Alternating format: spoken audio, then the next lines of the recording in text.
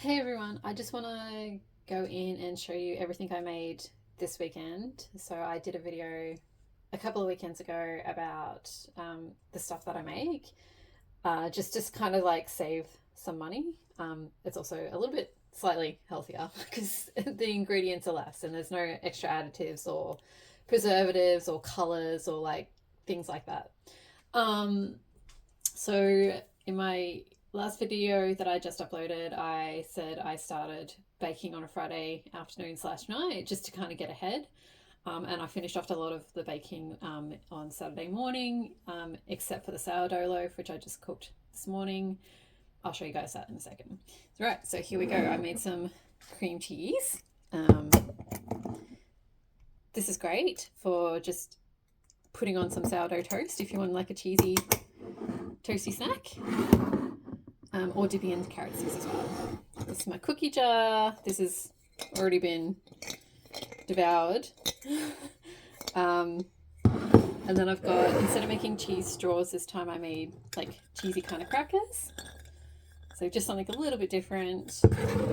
This is my stock standard granola that I make, and that generally lasts us a couple of weeks.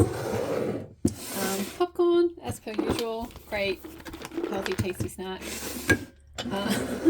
This was my chocolate mousse that I made, and it's pretty much been devoured by the chocolate fiend in our household.